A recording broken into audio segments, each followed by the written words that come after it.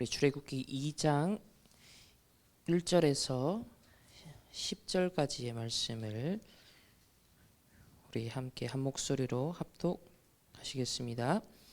레위 가족 중 한 사람이 가서 레위 여자에게 장가들어 그 여자가 임신하여 아들을 낳으니 그가 잘 생긴 것을 보고 석 달 동안 그를 숨겼으나 더 숨길 수가 없게 되매 그를 위하여 갈대 상자를 가져다가 역청과 나무 진을 칠하고 아기를 거기 담아 나일 강가 갈대 사이에 두고 그의 누이가 어떻게 되는지를 알려고 멀리 섰더니 바로의 딸이 목욕하러 나일 강으로 내려오고 시녀들은 나일 강가를 거닐 때 그가 갈대 사이에 상자를 보고 시녀를 보내어 가져다가 열고 그 아기를 보니 아기가 우는지라 그가 그를 불쌍히 여겨 이르되 이는 히브리 사람의 아기로다.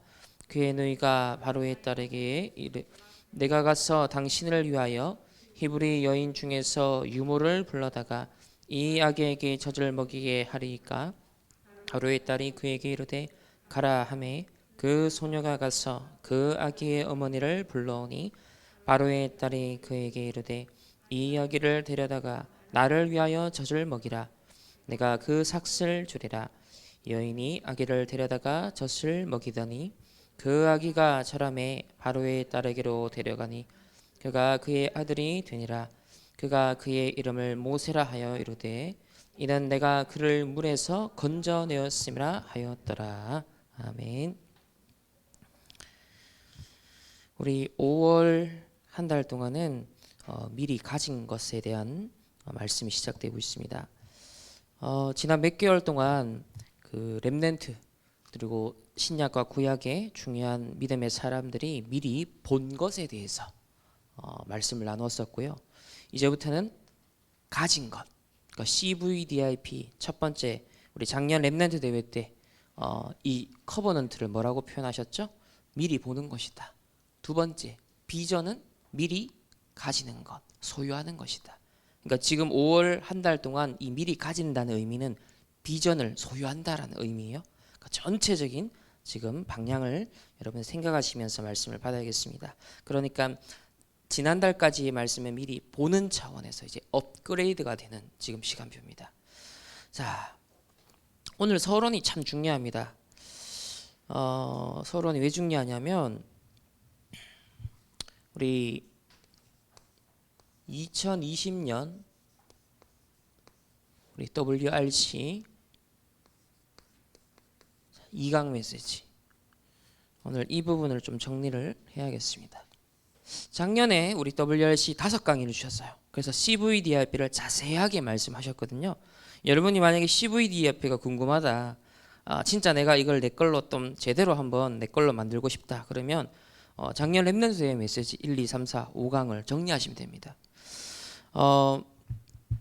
전체 이제 제목을 먼저 적겠습니다. 오늘 모세가 미리 가진 것입니다. 이제 비전에 해당되는 것이고요. 자, 그럼 오늘 서론에서 여러분들이 오늘 이 아침에 나와서 예배를 드리고 있습니다.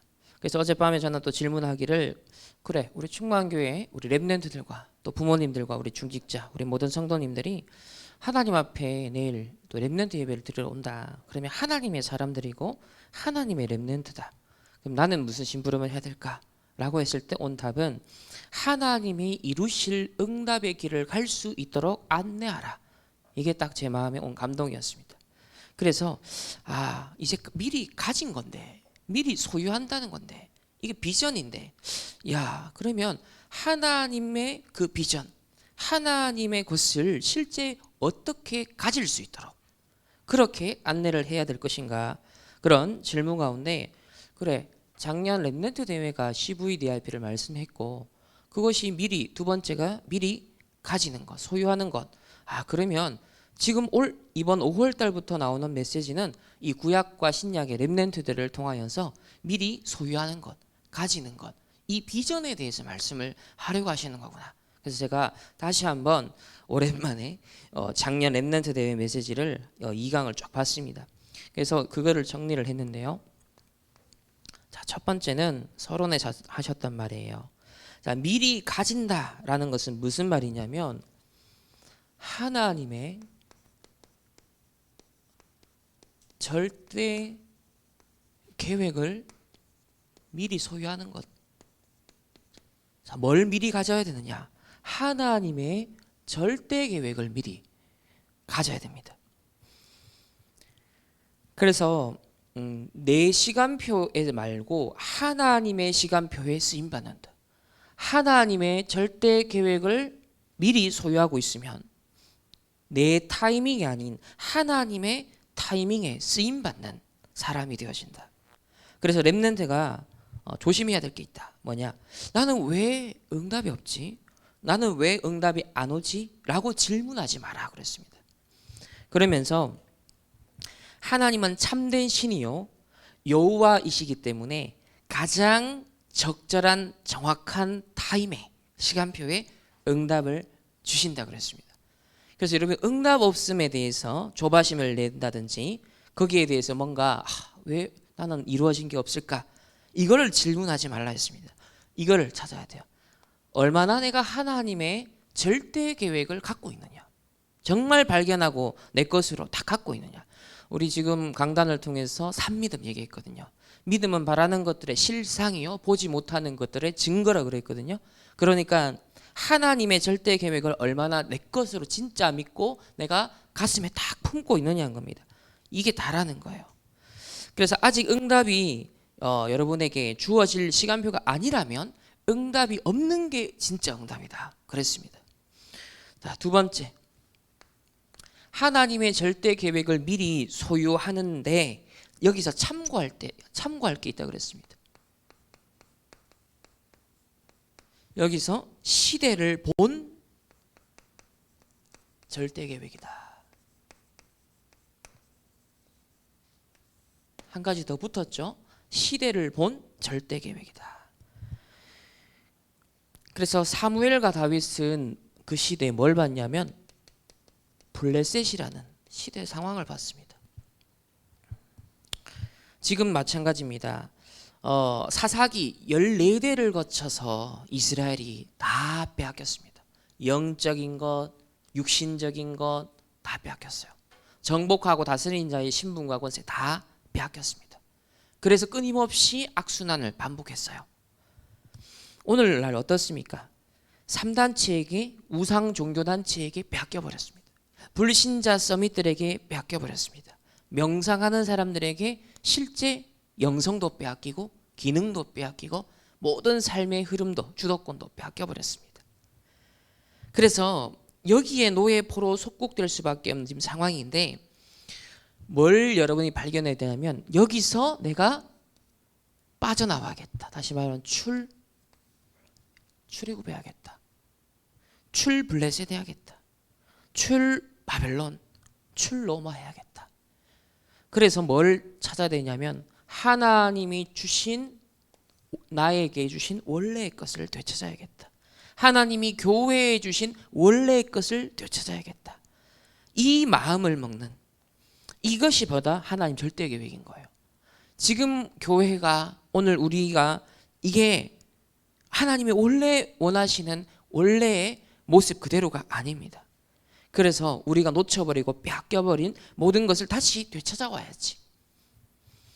그래서 이 시대의 흐름을 내가 바꿔야겠다라고 정말 여러분이 마음이 탁 먹어질 때 그것이 진짜 여러분 마음에 탁 담길 때 그게 뭐가 되냐면 나에게 그냥 비전이 아니라 올 비전이 된다 그랬습니다. 그때부터는 모든 것들이 비전으로 바뀌기 시작한다. 이게 비전이냐 저게 비전이냐가 아니라 내가 이 시대를 정말 바꿔야겠다. 블레셋을 내가 해결해야겠다. 자, 이게 진짜 내게 부딪혀온다. 그러면 모든 여정과 과정이 올 비전으로 바뀐다. 그러니까 이게 안 되면 상황에 사람의 문제에 어려움에 걸립니다. 그게 속게 되어진다. 그래서 이것을 미리 보고 딱 소유하게 되어지면은 모든 것이 언약이고 모든 것이 비전으로 오게 된다. 이게 바로 시대를 본 절대 계획을 통해 오는 응답입니다. 자, 세 번째. 그렇기 때문에 뭘 준비해야 되냐면 지금부터 렘넌트들은 영적 시스템을 준비해라. 영적 시스템을 가져야 된다. 왜? 이걸 이길 수 있는 유일한 힘이 여기서 얻을 수 있으니까요. 이 블레셋을 해결하는 이 시대의 3단체에게 빼앗겨버린 것을 다시 내가 되찾아와야겠구나 라는, 그건 내 힘으로 내 결단으로 안 돼요. 그래서 그걸 할 수 있는 유일한 길이 있습니다. 그게 하나님이 주시는 힘, 이걸 공급받는 영적 시스템을 미리 갖추는 것, 이게 미리 여러분이 소유해야 될 거예요. 그래서 그리스도께서 모든 일을 다 이루시고 보좌에서 지금 시공간을 초월하여 나와 뭐 하신다? 위드 임마누엘 원내스 함께 하시는가. 이걸 믿고 사실적으로 내 것으로 딱 소유하는 비밀이 우리에게 있어야 됩니다. 그러면서 지금도 성령으로 정확하게 역사하고 계시고 인도하신다. 그래서 이걸 실제로 알면 뭐가 생긴다? 다른 힘이 생긴다. 위에서 공급해 주시는 다른 힘과 지혜가 공급이 되어집니다. 창세기 41장 38절에 요셉이죠. 여호와의 신에 이렇게 감동된 사람이 없다. 불신자 바로가 왕이 한 얘기입니다. 사무엘상 16장 13절에 이 사무엘이 다윗을 방문하고 뭐요? 기름을 딱 붓습니다. 그러면 그날 이후로 어떻게 됐죠? 여호와의 신에 크게 감동되니라 했습니다. 또 열왕기하 2장 9절에서 11절에 엘리사가 엘리야를 끝까지 쫓아가며 그 시대를 보니까 이건 내 힘으로 안 된다. 이건 스승의 힘으로도 안 돼. 뭐다? 스승님의 2배의 힘은 필요한 시대 상황이구나. 이거를 발견한 거예요. 아람 나라라는 그 시대 상황을 딱 본 거예요. 그래서 엘리사가 갑절의 영감을 딱 구했습니다. 또 다니엘서 6장 22절입니다. 여기에는 다니엘이 위기에 처했을 때 하나님이 뭘 파송하죠? 주의 사자를 보내십니다. 그래서 건져내시죠. 자, 이렇게 다른 힘, 다른 도우심, 다른 배경이 보좌로부터 공급되어진다라는 것. 이게 이 렘넌트들이 실제로 소유하고 누린 힘이었다. 자, 중요한 건 뭐냐? 이 힘을 여러분이 지금부터 미리 기르고 미리 내 것으로 소유하고 있지 않으면 어디에 지냐면 이 네피림 시대에 진다. 네피림의 능력을 얻는 사람들한테 진다. 그래서 이 힘을 지금부터 렘넌트들이 길러야 된다라고 하셨습니다. 3단체가 힘이 있어 보이는 이유가 뭐다? 귀신, 접신 운동을 하고 있다. 실제 명상 깊은 단계 들어가서 다른 힘과 다른 능력들을 지금 실제로 이 사람들이 누리고 있습니다. 그래서 네 번째로 본론에서 하신 얘기인데요. 제가 간단하게 정리하면, 자, 여기 이제 시작은 우리 부모님입니다. 그리고 이제 기성세대라고 표현하셨죠. 우리 부모님들과 기성세대로부터 시작이 돼야 된다. 이게 뭐다? 14대째 이스라엘이 이 사사기 시대를 거치면서 14대째 우리 이스라엘이 완전 블레셋에 무너지고 계속 당했던 것을 렘넌트들에게 알게 해줘야 된다 했습니다. 다시 말하면 언약적 한을 전달하라는 거예요. 그러면서 렘넌트가 미리 보고 하나님이 주시는 힘을 반대로 기르고 소유할 수 있도록 발판 역할을 우리 기성세대가 해라. 그래서 언약적인 한, 이거는 우리 렘넌트에게 사실 잘 없죠. 그래서 우리 기성세대, 부모님 세대를 통하여서 전달받을 수 있도록 하신 겁니다. 자, 그러면서 블레셋 시대에 예를 들면 한나입니다. 한나가 처음에는 자기 아들 없음에 대한 원통함 때문에 분인나하고 경쟁하고 시기질투하고 막 그것 때문에 열받고 뚜껑 열리고, 기억나시죠? 그러면서 자존심이 아들 없는 것 때문에 푹 그냥 꺾여 있었습니다. 그런데 뭘 봤습니까? 사사기 시대를 본 겁니다. 내가 지금 많고 많은 그 이스라엘의 아들 중에 아들 없는 것 때문에 이렇게 내가 억울하고 자존심 상했는데 그게 아니다. 하나님이 이 시대에 뭘 원하시는가? 있는 그 누군가에게 또 있는 그 아들을 내가 원하는 게 아니라 하나님이 원하시는 그 자녀, 그 아들, 바로 뭘 발견하죠? 나시린. 오로지 하나님 앞에 드려진 나시린이라는 딱 언약을 잡습니다. 블레셋을 꺾을 수 있는 나시린의 언약을 딱 잡게 되어졌어요. 이게 뭐다? 블레셋 시대를 해결할 수 있는 하나님의 절대 계획을 소유한 겁니다. 그러니까 한나를 통해서 이 언약적 한이 담긴 기도 속에 하나님이 태어나게 하신 인물이 사무엘이었다. 그리고 다윗의 아버지 이새는요, 얼마나 정확한 이 어떤 언약적 한이 있었냐? 분명 자기 아들 다윗이 어릴 때 왕 될 것이라는 얘기를 들었잖아요. 그러면 애지중지 지켜야 돼요. 왜? 얘가 다치면 안 돼요. 죽으면 안 되잖아요. 그렇기 때문에 그래야 되는데 아버지는 뭘 했냐면 블레셋과의 전쟁이 딱 터졌을 때 바로 적진에다가 투입합니다. 형들에게 뭐다? 먹을 거 딱 심부름시키면서. 근데 그게 목적이 아니었어요, 사실. 증표를 받아오라 하는 거, 확실하게 거기 가라. 딴짓하지 말고 확실히 그 현장 보고 와라. 그럼 아버지 입장에서 뭘 예상한 거예요? 이 아이가 어릴 때 벌써 하나님 계획이 있는 애예요. 그리고 어떤 영적인 누림 속에 있는지도 알고 있어요. 그러면 여호와를 모욕하는 저 블레셋 군인, 저 탁 앞에 갔을 때, 그 소리를 들었을 때, 여호와를 혐오하는 소리를 들었을 때 골리앗을 보면 뭘 느끼게 될지를 예상하고 있었던 거죠. 그러니까 거기에 여호와를 모욕하는 딱 블레셋 군인, 딱 골리앗이 외치는 그 소리를 듣고 뚜껑 열린 겁니다. 다윗이 빡 돈 거예요. 그래서 야, 이거 내가 오늘 이제 끝낼 날이다. 너 오늘 내 손에 죽었다. 확실하게 이제 딱 칼을 갈고 있었던 이 다윗이 뭘로 나간 거예요? 나는 이미 이스라엘 대표로 나간 겁니다. 나를 하나님이 왕으로 부르셨는데 야, 저거 내가 그냥 목 베고 와야겠다.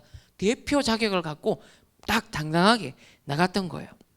그러니까 이미 아버지는 이걸 읽고 있었던 겁니다. 그러니까 얘가 딱 블레셋의 군인을 만나면 이스라엘이 쩔쩔매고 있는 모습을 보면 어떤 열받을지, 어떤 언약적 한을 느낄지, 그걸 놓고 팍 나가게 될 중요한 시간표라는 걸 아버지는 읽고 있었던 거예요. 이게 부모님 세대들이 미리 다 가지고 있어야 되는 언약적 한이고, 그 시대 보는 눈, 이걸 우리 렘넌트들에게 그래서 직접 알릴 수도 있지만 이렇게 미션을 통하여서 심부름을 시켜가지고 깨닫게 만들고 느끼게 만들고, 이게 기성세대가 해야 될 중요한 역할이다. 그래서 증표를 받아오라 했습니다. 그러면서 이런 얘기를 하셨어요. 우리 부모님들은 후대들에게 세 가지 세계관에 눈뜨게 해주라 그랬습니다. 세 가지 세계관에 눈뜨게 해주라. 첫 번째 세계관이 뭐예요? 세상 나라, 의식주. 그러니까 세상 이때까지 우리 모든 앞세대들이, 또 지금 세상 사람들이, 기성세대들이 뭘 하고 있어요? 불신자들이 오로지 세상 나라에 봉사하고 있습니다. 오로지 세상 나라의 육신을 위해서 의식주 해결만을 위해 살아가고 있잖아요. 그래서 그게 아니다라는 걸 가르쳐줘야 돼요. 두 번째 나라, 무슨 눈을 떠야 된다? 사단의 나라가 어떻게 힘이 있는지. 오로지 육신을 위해 살아가다 보니 네피림이 돼버린 거예요. 어떻게 세상의 노예포로 속국돼서 사단에게 결국은 사로잡혀 있는지, 그 사탄의 나라가 임해 있는 것을 알려주라는 겁니다. 그러니까 보통 우리 기성세대나 어른들이 자, 세상은 어떻다, 사회생활은 어땠다, 다 보통 친척들 만나도 보면 어르신들 하는 얘기가 나름대로 인생의 지혜를 가르친다고 후대들한테 얘기를 해요. 그런데 한 가지밖에 없죠. 육신의 기준. 여러분들이 딱 청년들이, 그러니까 나중에 청년들이 결혼 안 하고 아직까지 있는 청년들은 나중에 이제 추석이나 설 되면 명절 때 안 가요. 왜? 잔소리 듣는다고. 육신의 기준을 얘기하니까. 근데 우리 언약 가진 기성세대 어른들은 무슨 얘기를 해줘야 되냐면, 이 왜 세상이 망하는지, 왜 어려움이 올 수밖에 없는지, 왜? 오로지 육신이 됨이라. 그럼 그 이면에 어디에 사람들이 사로잡혔냐? 일평생 사단의 종로로 타고 있다. 그러니 이런 영적 문제 이길 길이 없는 거예요. 그러니까 가문에 저주 재앙이 들이닥치는데 이길 길이 없는 거예요. 그렇기 때문에 뭐다?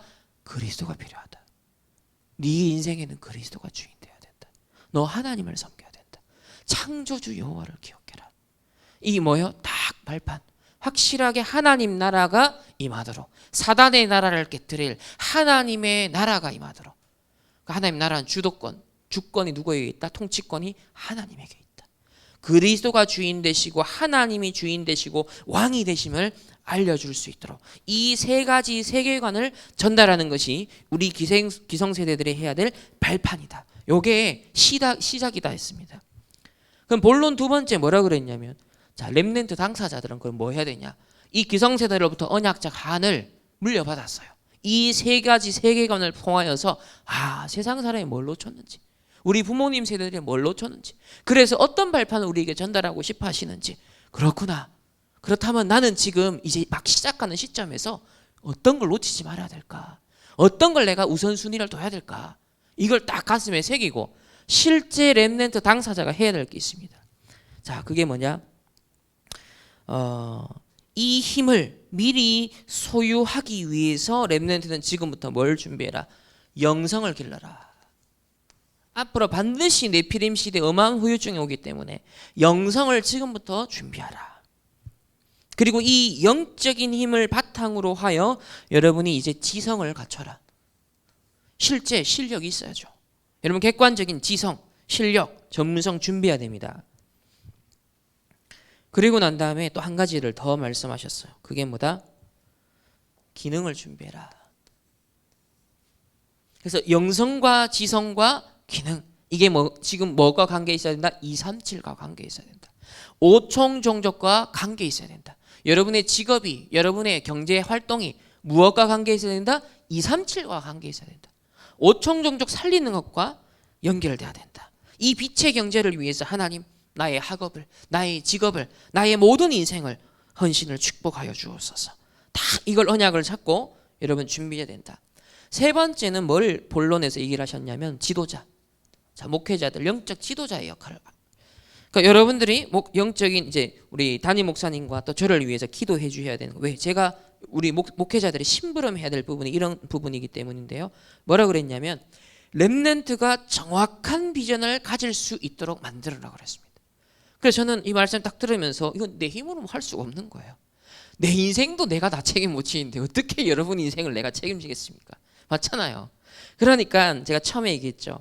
그래, 우리 오늘 이 자리에 앉은 여러분이 하나님의 사람이라면, 하나님의 렘넌트라면 하나님이 이루실 응답의 길을 가도록 안내해 줘야 되는데, 그러면 나는 그걸 어디서 캐치를 해야 될까?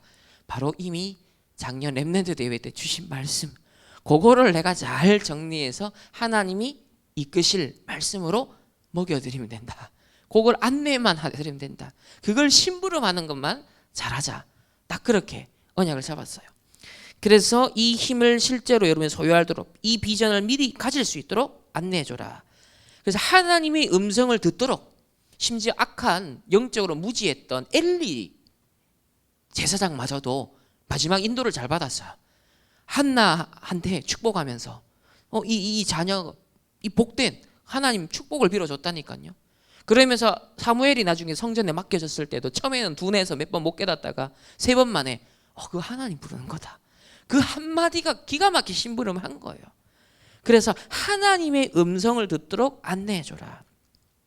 그러면서 사무엘은 또 영적 지도자잖아요. 사무엘이 나중에 커서는 다윗에게 무슨 역할을 했냐면 사울 왕의 영적 상태를 알려준 거예요. 다시 말하면 이 시대의 지도자들의, 세상의 정치인들, 경제, 문화, 3단체, 다 서밋들의 영적 배경을 알려줬다는 거예요. 이들이 실제 시달리고 있다는 거예요. 실제로는 서밋인데 성공했는데 어마어마한 문화를 만들고 막 이론도 만들고 세상을 주도하는 것 같은데 알고 보면 이 사람이 이런 상처가 있었어. 알고 보면 이런 영적 문제가 있었어. 알고 보면 이런 시달림이 있고 어마어마한 접신운동을 하고 있어. 이 이면의 것을 알려주라는 거예요. 그래서 다윗이 사울 왕의 영적 상태를 이미 악신에 시달리고 있다는 걸 사무엘을 통해서 알고 있었습니다. 그러니까 나중에 이 사무엘이 사울 왕이 악신을 해결하기 위해서 사람들을 찾았는데 그때 딱 다윗이 발탁이 된 겁니다. 그리고 딱 찬양을 하면서 악신이 떠나가는 그런 역사가 일어났죠. 그러니까 미리 여러분의 지도자를 통해서 지금 듣는 얘기들, 지금 3단체가 명상운동을 하고 있구나. 아, 3단체 세상 서밋들이 지금 접시 운동을 하고 있구나. 다른 능력을 얻고 있구나. 그러면 반드시 그 결과는 올 텐데. 이런 것들을 미리 다 가지고 있으면서 언젠간 그런 지도자들에게 내가 답 줘야겠구나. 그걸 지금 준비해야겠구나. 라는 걸 다윗처럼 마음을 딱 먹는 거예요. 그래서 이런 걸 알려주는 것이 지도자의 역할이다. 그러면서 뭘 또 다윗에게 알려줬냐면 언약궤를 빼앗겼다가 되찾아왔던 이 언약궤에 얽혀있는 좀 한스러운 얘기. 그래서 너는 이제 이 언약궤를 되찾아왔으니까 뭘 준비하라? 언약궤를 모실, 더 이상 빼앗기지 않도록 언약궤를 소중하게 모실 성전을 준비하라 라고 지도자가 렘넌트에게 미션을 준 거예요. 그러니까 저를 통해서나 우리 담임 목사님 또 류 목사님 이런 영적 지도자를 통해서는 여러분이 이런 얘기를 듣는 거예요. 이런 미션을 정확하게 전달받고 하나님의 음성 듣고 인도받는 것. 그게 지도자가 해야 될 역할이다. 자, 이렇게 되어지면 다섯 번째 결론에서 하신 부분인데요. 이제 그냥 비전이 아니라 절대 비전이 나온다. 절대 비전.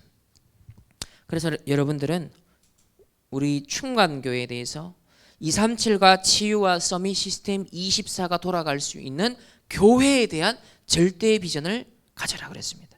여러분들이 교회에 대한 절대 비전을 가져라. 그리고 미스바 운동 이후에 다윗이 결국 골리앗을 꺾는 세계 복음화의 사건이 발생하여서 블레셋을 완전히 정복하는 일이 일어납니다. 자, 첫 번째는 교회에 대한 절대 비전을 딱 가지고요. 그리고 이 시대에 지금 사단에게, 3단체에게, 블레셋에게 계속 유린당하고 빼앗겼던 것들 있죠. 그걸 다시 이제 완전히 되찾고 흐름을 바꾸고 정복하는 거기에 대한 절대 비전을 가져야 된다는 거예요. 내가 뭘 때문에 학업을 해야 되는지, 뭐 때문에 결혼을 해야 되는지, 뭐 때문에 도전을 해야 되는지. 야, 저 블레셋 비웃고 있는 저 골리앗을 내가 꺾어야겠구나. 저 머리를 내가 베고 와야겠구나. 다 그런 뭔가 언약적 한의 이갈림이 있어야 된다. 그리고 실제 그걸 딱 정복할 수 있는. 그리고 난 다음에 다윗은 이스라엘을 든든히 세우는 성곽 운동을 했대요. 성곽. 이게 뭐다? 현장 살리는 말씀 운동했다는 거예요. 현장 살리는 말씀 운동의 시스템을 여러분들이 이제 내가 현장의 지교회 사령관이다. 나는 현장의 전도제자다. 현장의 파수꾼이다. 영적인 의사다. 그리스도 삼중직의 대사다. 이런 성곽 운동, 현장을 지키고 살리는 치유하는 그런 성곽 운동의 주역이다. 그러면서 언약궤 모실 성전, 진짜 교회 살리는 응답을 내가 이루는 주역이 되어야겠다. 이게 절대 비전이다. 그렇게 말씀하셨습니다. 자, 요 서론을 가지고 봐야 오늘 모세가 미리 가진 것을 여러분이 파악할 수 있어요. 지난 그 렘넌트 데이 때 이 본론에 대한 얘기 하나도 안 하시고 서론만 얘기하시고 끝냈어요. 그게 서론 본론 결론이어서 무슨 얘기했어요?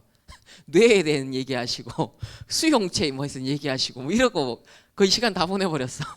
한 번 한마디도 1, 2, 3, 4, 5가 그 본문에 대한 얘기를 안 하셨거든요. 그래서 제가 이거 힌트를 물론 이거 구절 찾아서 설명은 할 수 있죠. 근데 정확한 의도를 파악해야 되잖아요. 그래서 정확한 어떤 캐치를 하려고 하는 중에 깨닫게 한 게 이게 2020년 렘넌트 대회 2강. 그래 미리 소유 비전 이거였지. 그러면 미리 가질 것. 그러면 딱 비전에 대한 얘기고 이 얘기를 해야겠다. 근데 이걸 딱 정리하고 오늘 이 2강 모세가 미리 가진 것을 보니까 선명해집니다. 한번 볼까요? 자, 첫 번째 노예 시대.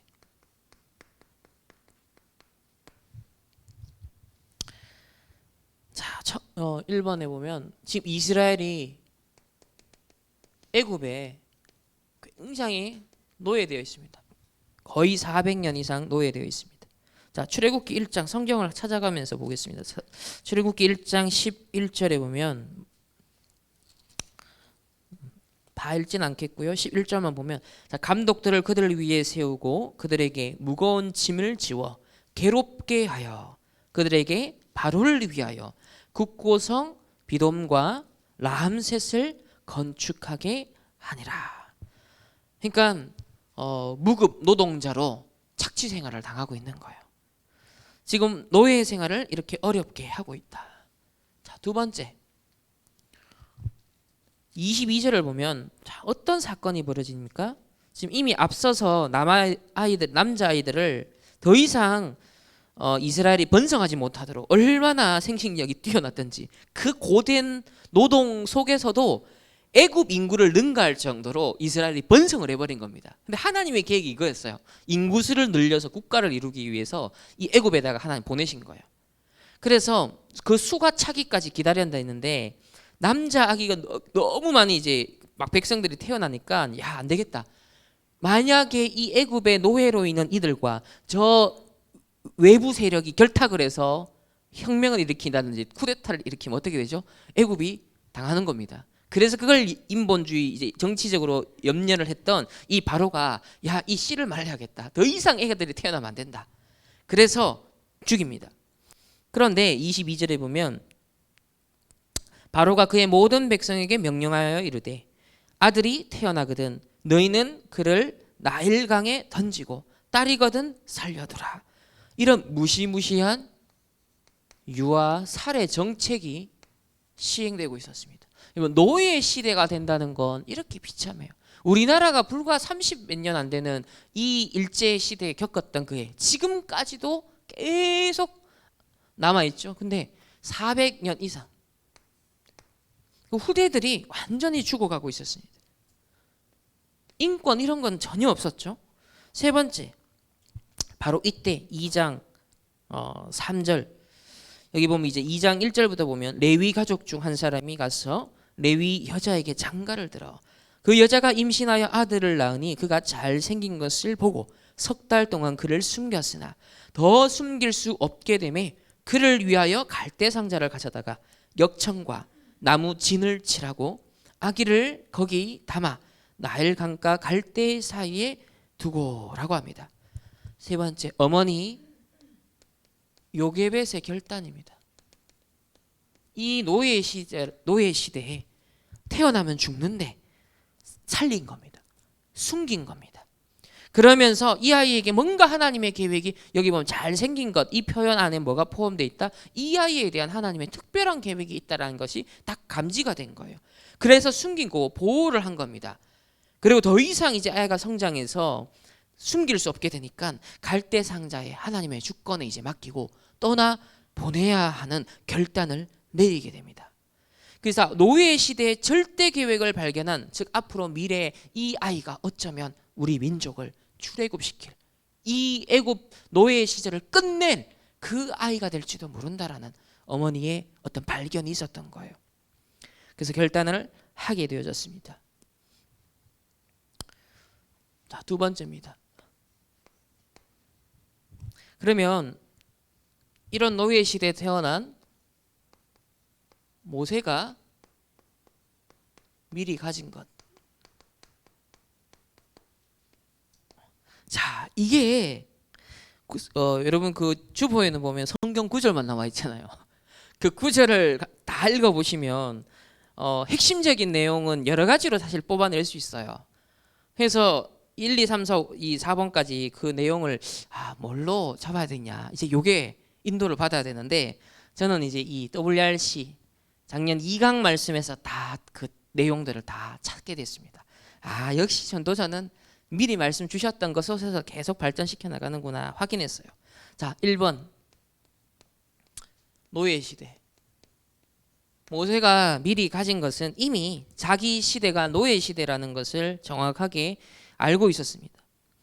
그래서 8절에 보면은 2장 8절에 보면 바로의 딸이 그에게 이르되 가라 하매 그 소녀가 가서 그 아기의 어머니를 불러오니 바로의 딸이 그에게 이르되 이 아기를 데려다가 나를 위하여 젖을 먹이라. 내가 그 삭슬 주리라. 여인이 아기를 데려다가 젖을 먹이더니. 자, 이게 뭘 보여주냐면 자기 친아들임에도 불구하고 지금 뭐예요? 바로 왕의 딸의 명령을 받고 자기 아들을 키워야 되는 유모로서 키워야 되는 친모인데 유모라고밖에 할 수밖에 없는 상황. 이게 사실 알고 보면 얼마나 비참한 상황입니까? 노예 시대라는 걸 보여주는 거죠. 이걸 이 모세가 어느 정도 성장하였을 때, 이 인식할 수 있는 나이대가 되었을 때, 노예가 된 상황이라는 건 우리 엄마를 엄마라고 부를 수 없는, 그러면서 유모로서 나를 젖먹이면서 나에게 전달하셨던 그 스토리들, 그 성경에 결국 창세기로 또 출애굽기로 나중에 모세 오경으로 기록될 그 성경의 스토리들, 그 어머니가 다 들려주신 거거든요. 그걸 하나하나 창세기 3장 사건부터 그 네피림 사건, 바벨탑 사건 하나하나 아브라함에 대한 거, 자기 선조들에 대한 이야기 다 얘기해 줬을 거 아닙니까? 그러면서 그 어머니가 다 자기를 키우면서 젖을 먹이면서 최대한 시간을 벌면서 언약을 전달하기 위해서 그 애쓴 모습을 분명 어리지만 어렴풋하게나도 기억하며, 그것이 잠재의식 무의식 계속 들어갔겠죠.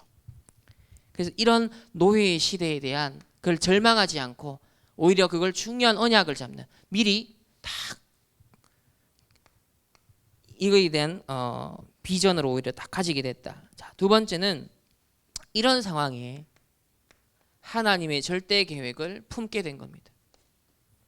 절대 계획이 뭐겠습니까? 노예 시대의 상황에서 빠져나오는 겁니다. 노예에서 해방되는 겁니다. 묶인 데서 내가 풀려나는 거예요. 자유케 되는 겁니다.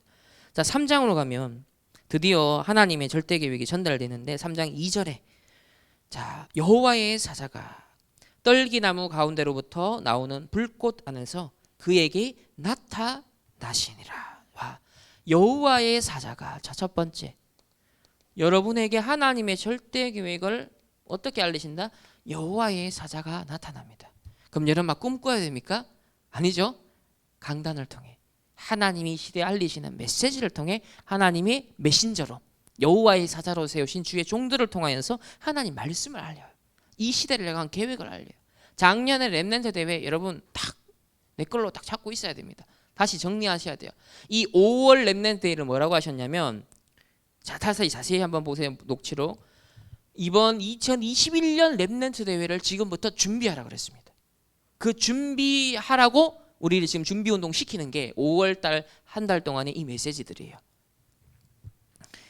그래서 여호와의 사자가 나타나신다.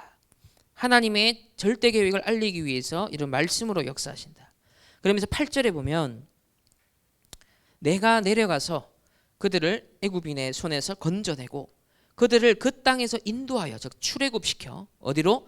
아름답고 광대한 땅, 젖과 꿀이 흐르는 땅, 곧 가나안 족속, 헷 족속, 아모리 족속, 브리스 족속, 히위 족속, 여부수 족속의 지방에 데려가려 하노라. 뭘 말하는 거예요? 출애굽과 가나안 정복에 대한 절대 계획, 하나님의 절대 비전을 알려주시는 겁니다. 절대 계획. 지금 뭘 알리십니까? 237 나라와 5총 종족, 3단체에 노예되어 있는 이 시대에, 세상 불신자 흑암 서밋들에게 노예된 이 시대에 여기서 빠져나와 너희들이 정복해야 될 가나안을 향해서 나아가라. 너희들이 지금 삶에 육신에 빠져 있고 세상살이에 빠져 있고 가정 가문의 영적 문제에 이 노예되어 있는 이 상황에서 이제 내가 출애굽시키겠어. 이제까지 너희들이 빠져 있었던 고생했던 그 문제 속에서 뭐다? 내가 출애굽시키겠어. 하나님이 딱 절대 계획. 그래서 이 한계에서 벗어나서 어디? 하나님의 절대 계획과 목표를 향해서 나아갈 수 있도록 가나안 정복에 대한 계획을 하나님이 주의 사자를 통해, 여호와의 사자를 통해서 지금 알리고 계시죠. 자, 그러면서 그 비밀이 나옵니다. 3장 18절에 보면 뭘로? 그들이 네 말을 들으니 너는 그들의 장로들과 함께 애굽 왕에게 이르기를 히브리 사람의 하나님 여호와께서 우리에게 임하셨은즉 우리가 우리 하나님 여호와께 뭐다? 피제사를 드리려 하오니 사흘길쯤 광야로 가도록 허락하소서 하라. 지금 그동안 이스라엘이 놓쳤던 바로 피제사의 언약, 복음 회복입니다. 그동안 복음 언약을 다 놓쳤어요. 그리고 가나안 정복은 뭘 말하는 거죠? 그동안 놓쳤던 선교, 하나님의 전도와 선교 절대 계획을 놓친 겁니다. 그러니까 복음 놓치고 전도 놓치고 선교, 정체성과 신분 권세 다 놓친 거예요 지금. 그러니까 노예 생활을 할 수밖에 없는 상황이었습니다. 그래서 이 모든 걸 다시 반전시키는 복음 회복, 전도, 선교, 사명 다 회복할 수 있도록 이 절대 계획을 알리셨습니다. 이걸 모세가 가지고 있었다. 자, 세 번째. 그러니까 이게 내 힘으로 안 되죠. 하나님께서는 뭘 갖추게 하시냐면 세 번째, 영적 시스템을 갖추게 하십니다. 이미 모세가 뭘 준비시켰냐면 광야, 앞서서 미디안 광야에서 영적인 딱 시스템을 갖추는 홀로의 시간, 외로운 시간이지만 혼자 조용한 시간, 조용히 멈추는 시간, 감사하는 시간, 찬양하는 시간, 평안한 시간. 요 애굽에서 딱 40년 훈련을 딱 받게 되어졌어요. 자, 그러고 난 다음에 드디어 하나님이 이제 본격적으로 역사를 이루시는데 이 출애굽시키는 여정 속에 하나님이 미리 이스라엘 백성들에게 준비시키는 영적 시스템이 있습니다. 자, 이 12장으로 한번 가볼까요? 자, 10가지 재앙이 딱 내리는 현장을 다 거쳐서 지금 마지막 재앙, 마지막 10번째 재앙인데 12장 12절에 하나님이 무슨 시스템을 지금 딱 구축하게 합니까? 다 같이 한번 읽어보겠습니다. 시작. 내가 그 밤에 애굽 땅에 두루 다니며 사람이나 짐승을 막론하고 애굽 땅에 있는 모든 처음 난 것을 다 치고 애굽의 모든 신을 내가 심판하리라. 나는 여호와라. 아멘. 자, 뭐가 예고돼요? 지금 재앙이 예고가 된 겁니다. 노아에게도 재앙이 미리 예고가 되었죠. 자, 이 시대에도 후유증이 반드시 올 것이다. 말씀을 통해 예고가 되었습니다. 자, 그러면 재앙이 진짜 예고된다면 뭘 해야 되죠? 대비해야 되죠. 홍수가 날 것이다 라고 기상, 여러분 뉴스를 딱 들었다. 그러면 어떻게 되죠? 미리 대비해야 되죠. 그리고 큰 홍수가 반복적으로 나면은 아회, 사회, 간접 시설을 바꿔야 돼요. 댐을 준비해야 됩니다. 그래서 더 큰 홍수와 재앙이 오기 전에 미리 대비하는 시설을 갖춰야 되는 거예요. 그래서 이 후유증 직전의 골든 타임이라는 게 있다. 지금이 우리가 지금 그 시간표인데, 자 13절에 보면 다 같이 읽어보겠습니다. 시작. 내가 애굽 땅을 칠 때 그 피가 너희가 사는 집에 있어서 너희를 위하여 표적이 될지라.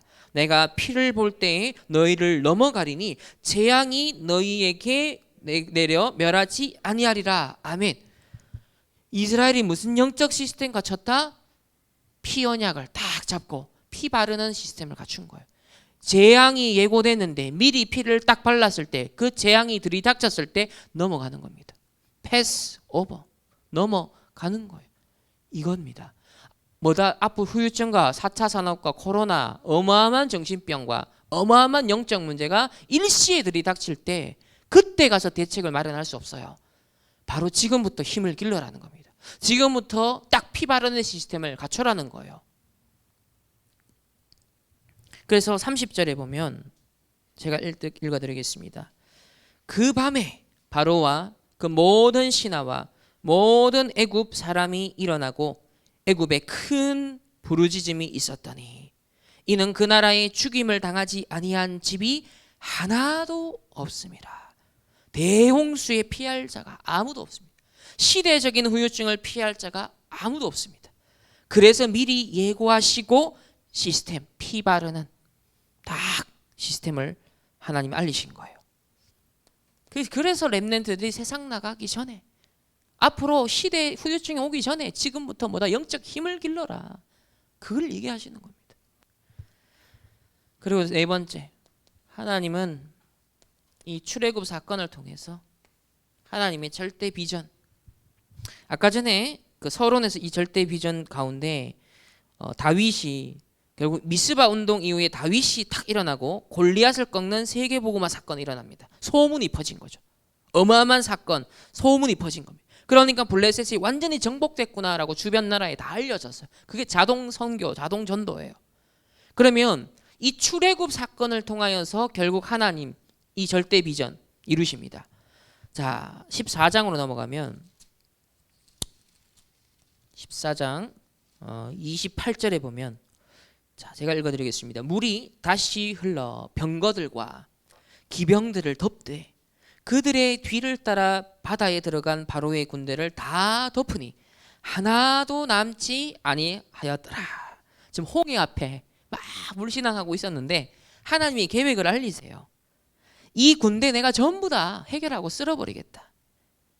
결국 18절에 보면은 내가 바로와 그의 병거와 마병으로 말미암아 영광을 얻을 때 그러면서 애굽 사람들이 나를 여호와인 줄을 알리라. 그러니까 완전 남아있는 애굽이 이제 추격해 들어오는데 이제 정신 좀 차렸어. 10가지 재앙 당하고 우리가 왜 풀어줬지 하면서 다시 추격해 오는 거예요. 전 군대를 동원한 겁니다. 전 병력을 동원해서 지금 전차 끌고, 그러니까 그 고대 근동 시대 애굽의 전차는 최고였거든요. 최고의 전력을 자랑하고 있었습니다. 기동성이 가장 뛰어났어요. 그래서 이 애굽이 어떤 상황이었냐면 지금도 피라미드와 스핑크가 남아있죠. 그러니까 문명이 어마어마하죠. 이집트라는 건 문명이 어마어마하게 발전된 곳이었어요. 그 주변 나라에 많은 영향을 미쳤어요. 군대도 어마어마하게 지금 막 성장하고 있었고 전차 부대를 최고로 갖췄었어요. 그런데 역사 속에 애굽은 제국이 되지 못했어요. 한 나라로 그쳤죠. 왜 제국이 되지 못했을까요? 바로 이 홍해 사건 때문이에요. 애굽의 전차 부대가 수몰이 된 겁니다. 일시에 다 그냥 수몰돼 버리니까 국력이 쇠퇴해 버린 거예요. 그래서 뻗어나가는 대제국이 역사적으로 되지 못했습니다. 강했지만 한 나라로 그친 거예요.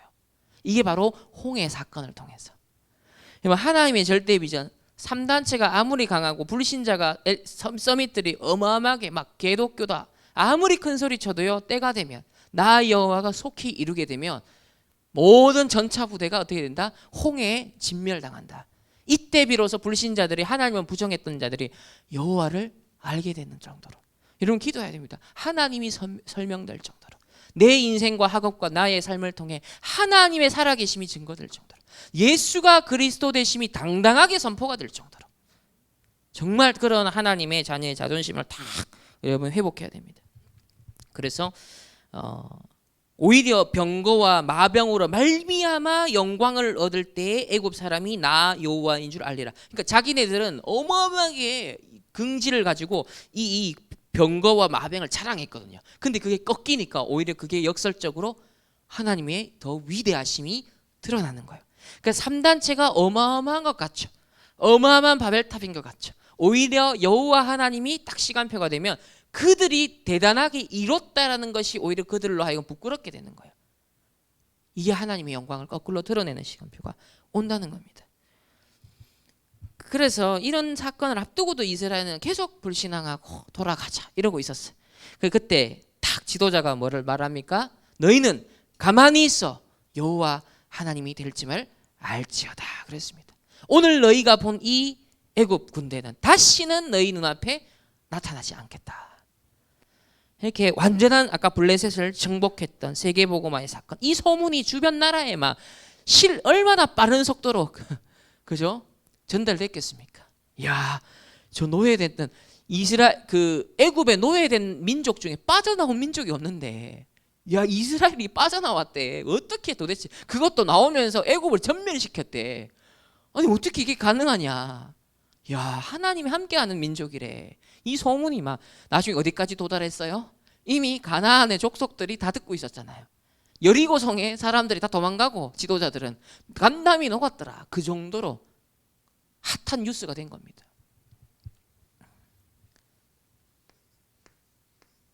자, 우리 이미 주신 말씀에 빗대어 이 모세가 미리 가진 것이 뭔지 파악이 가능하죠. 우리가 뭘 딱 가져야 되는가, 무엇을 비전으로 딱 품어야 되는가, 오늘 말씀에서 나왔습니다. 자, 세 번째, 이후의 응답, 영원한 이후의 응답. 자, 출애굽 사건과 광야의 여정을 거치면서 하나님이 첫 번째 뭘 남기셨냐면 지금까지 우리에게 전달되죠. 세절기. 이스라엘은, 유대인들은 지금 형식만 지키는 세절기를 지키고 있지만 우리는 내용, 본질, 딱 세절기의 본질. 그래서 갈보리산, 감난산, 마가다락방을 통해 그리스도, 하나님 나라, 성령 충만이라는 이 완성된 언약으로 세절기에 대한 재해석이 딱 일어났어요. 복음 회복을 딱 했습니다. 자, 12장 넘어가겠습니다. 12장에 보면 24절과 25절 보면 12장 24, 25에 다 같이 읽겠습니다. 시작. 너희는 이 일을 규례로 삼아 너희와 너희 자손이 영원히 지킬 것이니 너희는 여호와께서 허락하신 대로 너희에게 주시는 땅에 이를 때 이 예식을 지킬 것이라. 절기를 허락하시면서 지켜라, 기념하라, 계속 각인 뿌리 체질하라, 잊지 마라. 26절 27절에도 이후에 너희가 자녀가 묻기를 이 예식이 무슨 뜻이냐 하거든 너희는 이르기를 이는 여호와의 유월절 제사라. 여호와께서 애굽 사람에게 재앙을 내리실 때에 애굽에 있는 이스라엘 자손의 집을 넘으사 우리의 집을 구원하셨느니라 하라 하매 백성이 머리 숙여 경배하니라. 그러니까 이제 기성세대가 돼서 또 다른 후대를 놓게 되어지는 상황이 됐을 때 그 기생세대와 부모들이 뭘 가르쳐라? 영적 시스템을 가르쳐라. 이 재앙 세상에 너희들이 살아남는 비밀이 무엇인지를 후대들에게 쥐어줘라. 그게 바로 자녀 교육, 부모 교육, 이게 해줘야 될 역할이라는 거예요. 그러니까 끊임없이 반복되죠. 전달되도록 세 가지 세계관을 가르치라는 거예요. 사람들이 지금 세상에 의식주 생활하면서 아까 마치 이스라엘이 노예되어 있는 그 육신의 삶에 노예되어 있었고 알고 봤더니 사단의 나라 노예, 이 바로의 노예 포로 속국되어 있었잖아요. 그래서 출애굽시키며 다시 가나안 정복, 하나님 백성으로서의 원래의 것을 찾도록 이 세 가지 세계관을 동시에 알려주는 것. 이게 세 절기를 통해 계속 했던 거고요. 자, 두 번째 증거궤, 자 언약궤입니다. 광야 여정 속에 하나님의 인도하심, 특별히 이거는 광야에서 하나님이 인도하시는 것. 하나님이 신실하게 모든 걸 베푸시고 완벽하게 여러분의 삶을 책임지는 그 언약궤의 비밀이 있습니다. 자, 출애굽기 26장 그 33절인데요. 제가 읽어드릴게요. 그 휘장을 갈고리 아래에 늘어뜨린 후에 증거궤를 그 휘장 안에 들여 놓으라.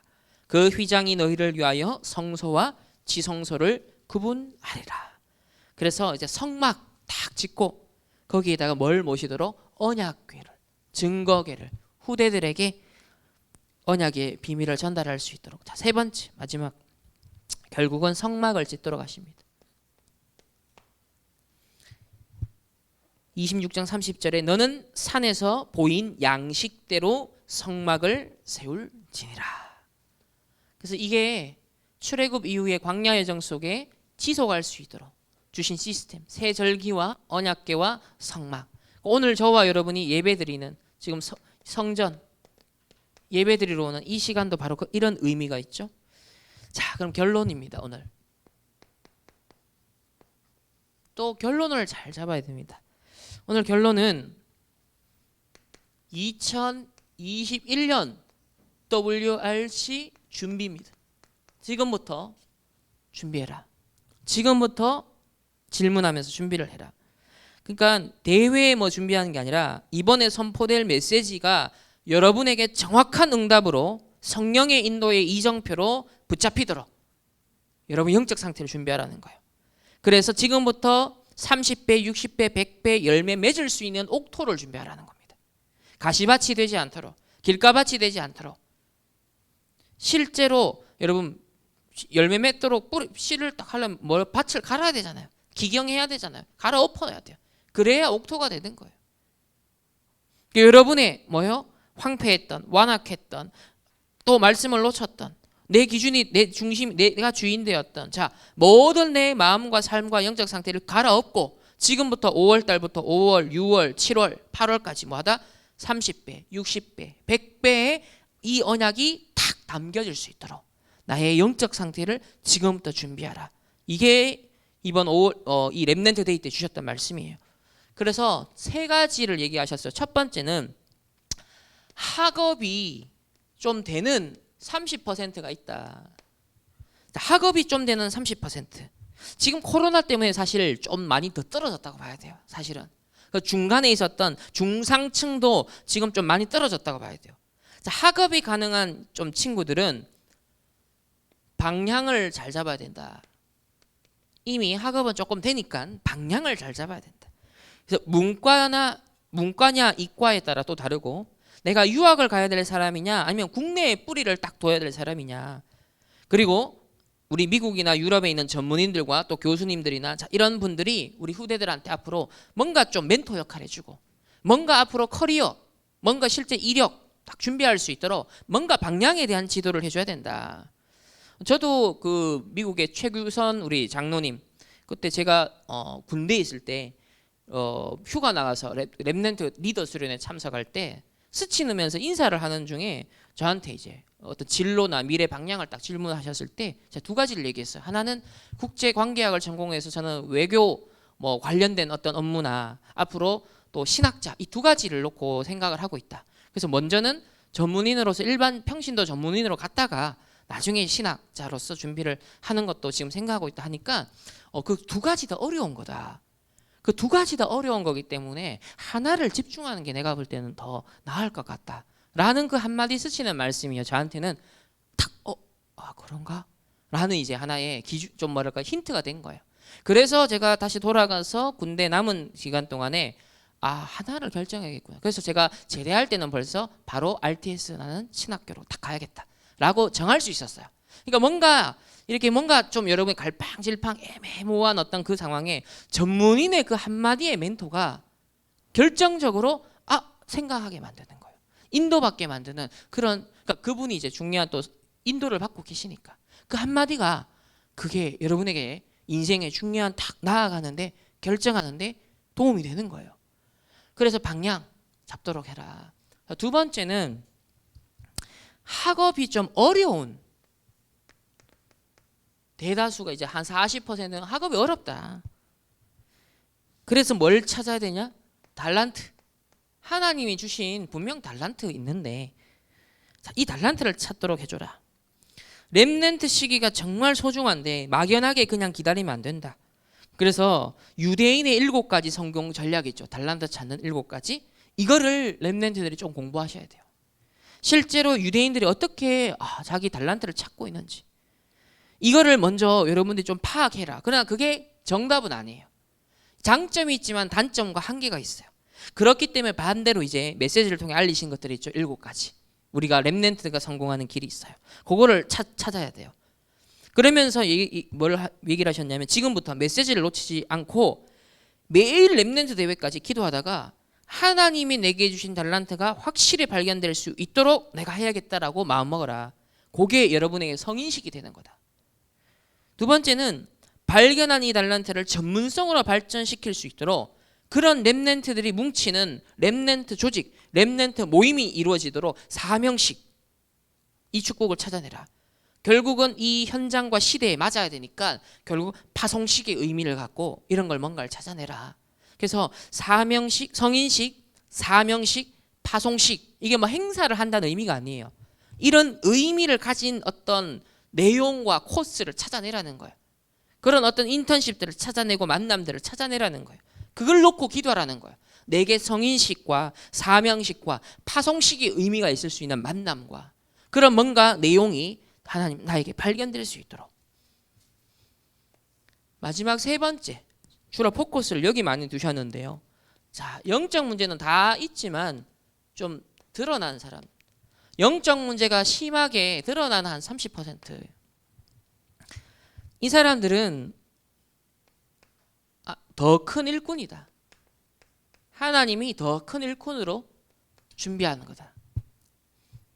그래서 정신병이나 영적 문제는 발가락 문제가 아니다. 뭘 강조하셨죠? 뇌가 문제다. 뇌과학이 지금 많이 발전했습니다. 참고하셔야 돼요. 그래서 뇌가 가장 큰 문제인데 흑암에 사로잡혀 있는 생각, 상처로 병들어 있는 마음이 결국 어디에 축적이 된다? 이 뇌. 내 생각과 마음이 결국은 이 뇌와 관계되어 있다는 거예요. 시스템을 딱 이루게 되는 거죠. 악순환이 일어납니다. 말씀과 기도로 치유하는 게 가능합니다. 근데 그게 안 들어가는 데가 문제 있는 거죠. 그래서 상처와 흑암이 먼저 들어가서 역사하니까 그게 문제라는 겁니다. 왜 그러냐? 뇌에 아직 힘이 없기 때문이다. 뇌가 힘이 없는 거예요. 그걸 수용할 수 있는 힘이 안 되는 거예요. 그래서 뇌가 힘이 없으니 작은 상황에도 작은 어떤 민감한 거에도 오락가락 한다는 겁니다. 거기에 작은 것에도 막 이렇게 굉장히 문제가 터진다는 거예요. 그래서 렘넌트 때 이걸 치유해야 될 절호의 기회다 라고 하시면서 이 뇌 중에서도 이런 표현 하셨죠. 화학 수용체라는 게 있다. 뇌에 화학 수용체라는 게 있는데 결정적으로 이게 힘이 없으면, 이 화학 수용체가 약해버리면 사실상 뭐다? 참지 못하는 거예요. 견디지를 못하는 거예요. 상처도 환경도 어떤 어려운 문제도 돌파가 안 되는 거예요. 그러면서 사단이 주는 어떤 흑암의 공격들, 가정 가문과 또 내가 갖고 있는 영적 문제, 상처, 이런 게 막 파고드는데 이 화학 수용체 뇌가 약하면 당한다는 겁니다. 그래서 이런 공격에 취약해지는데 그리스도를 구주로 영접했지만 여러분이 1초에 한 번씩 이렇게 숨 쉬면 어떻게 된다? 바로 간다. 아무리 그리스도 해도 숨을 이렇게 쉬면 그리스도가 안 된다. 이렇게 표현하셨어요. 그래서 천천히 호흡해라. 뇌의 힘을 기르는. 제가 이 맛을 체험한 것이 바로 대학 때입니다. 저도 우울한 감정이나 아침에 일어나면 굉장히 그 시간이 많이 그런 게 쫓기는 마음, 불안한 마음, 막 우울한 마음 이런 게 굉장히 강했거든요. 근데 호흡을 제가 하면서 상당히 그 여유가 생겼습니다. 그 뇌에 여유가 생기고, 그리고 이렇게 약간 뒤통수라 그래야 되나? 이 뒷골로 이렇게 호흡을 확 빨아당기는 어떤 그런 느낌 제가 갖고 있거든요. 그런 걸 몇 번 해주고 나면 머리도 맑아지고 굉장히 여유가 있게 되고, 시험에 또 막 쫓기면서 막 펜도 막 덜덜 떨면서 막 이렇게 시험 치다가 호흡을 하면서 여유가 있게 됐어요. 굉장히 편안하게 할 수 있게 됐어요. 그런 체험들을 제가 하면서 호흡이 일단 이 뇌와 내 모든 어떤 신경계를 이게 굉장히 뭐랄까 긴장시키는 모든 걸 완화시키는 이 효과가 진짜 있구나. 이게 여러분 심호흡 몇 번 해줘도 막 긴장될 때 심호흡만 해줘도 조금 안정감을 느끼죠. 그래서 막 화나고 폭발내는 것도 사실 호흡 몇 번만 하고 나도 그게 시간이 지나면 깔아앉게 되는 거예요. 이게 뇌라는 것이 실제로 정신력과 영적 힘과 육신과 다 관계된 거다. 그래서 실천할 건 뭐다? 천천히 지금부터 여러분이 이 렘넌트 대회 2021년 응답이 진짜 메시지가 내게 응답이 될 수 있도록 지금부터 뭐다? 천천히 호흡하면서 여러분의 조건, 나라는 조건을 하나하나 기경하는 겁니다. 안 될 수밖에 없는 조건 속에 있거든요. 안 될 수밖에 없는 상태 속에 있거든요. 그걸 갈아엎어야 돼요. 그래야 밭에 갈아엎어야 씨를 심고 딱 자라날 수 있는 그 토양 준비를 해야 되는 거예요. 천천히 호흡하며 뭐다? 지금 7대 흐름의 메시지를 하나하나씩, 복음 누리는 기도를 하나하나씩 묵상해라. 깊은 묵상을. 그러니까 조금만 해주면 이제 영혼의 말씀이 침투할 수 있는 상태가 된다. 지금은 영혼의 말씀이 침투가 안 된다는 거예요. 그래서 이 영혼의 말씀이 침투할 수 있는 그 여유, 차분함, 조용함, 고요함, 감사함, 이 상태를 지금부터 준비하라는 겁니다. 그때 말씀이 침투하게 들어가기 시작하면 그때부터는 이제 끝나는 겁니다. 역사하기 시작하는 거예요. 그래서 그 시작은 천천히 호흡을 하면서, 오늘 온종일 예배드리면서도 여러분 이 축복을 누리게 되시기를 예수님이 축복합니다. 그러면 영혼의 말씀이 침투하고 영혼이 살아나며 결국 영원한 보좌와 연결이 되기 시작한다라고 말씀했습니다. 미리 가진 것, 비전, 절대 비전, 절대 계획을 여러분이 가지시고 정말 2020년 WRC를 정리하고 2021년 WRC를 준비하는 지금 준비 운동으로서 이번 5월 달에 해주신 렘넌트 데이 메시지다 라고 기억하시면서 남은 우리 5월 달 인도 받도록 하겠습니다. 기도하겠습니다. 하나님 감사합니다. 어느덧 2021년 우리 렘넌트 대회를 앞두고 미리 준비하라는 말씀을 우리가 받았습니다. 하나님 정말 모세가 미리 보고 가졌던 것을 우리가 보고 가질 수 있도록 말씀으로 인도하여 주옵소서. 우리의 영육간의 힘을 공급받게 하시고 특별히 우리 뇌가 깊은 호흡과 묵상 속에 치유받아 30배, 60배, 100배 하나님의 말씀이 성취될 수밖에 없는 옥토와 같은 영적인 상태를 잘 준비할 수 있도록 하나님 은혜 주시고 인도하여 주옵소서. 예수 그리스도의 이름으로 기도합니다. 아멘. 하나님 앞에 언약의 예물을 드립니다. 하나님, 오로지 세상에 창세기 3장, 6장, 11장의 노예 포로 속국되고 있는 하나님의 시대, 빼앗겨버린 모든 경제의 현장을 정말 가나안 정복의 빛의 경제에 하나님 응답으로 우리 렘넌트를 회복할 수 있게 하시고, 정말 오로지 나를 위해, 물질을 위해, 성공을 위해 달려가는 이 세상 속에 정말 교회와 렘넌트와 하나님 나라 이루며 전도와 선교를 위하여서 우리가 빼앗겨버린 것을 되찾아올 수 있는 정말 하나님의 절대 계획, 하나님의 절대 비전을 마음에 굳게 품은 우리 렘넌트를 될 수 있도록 축복하여 주옵소서. 이번 한 주간 정말 주신 말씀대로 모세가 미리 보고 가졌던 것이 나의 소유가 되고 정말 나의 미리 가질 것이 되어질 수 있도록 주여 축복하여 주옵시고, 특별히 깊은 호흡과 묵상 속에 하나님이 주시는 영적인 힘을 미리 준비할 수 있도록 하나님께서 축복하여 주옵소서. 지금은 우리 주 예수 그리스도의 은혜와 하나님의 무한한 사랑하심과 성령 하나님의 내주 인도 역사하심이 모세가 미리 보고 소유하였던 것을 우리 렘넌트들이 미리 보고 소유하기를 원하는 우리 모든 렘넌트 개인과 만남과 가정과 업과 가는 모든 현장 위에 이제로부터 영원까지 항상 함께 계실지어다. 아멘.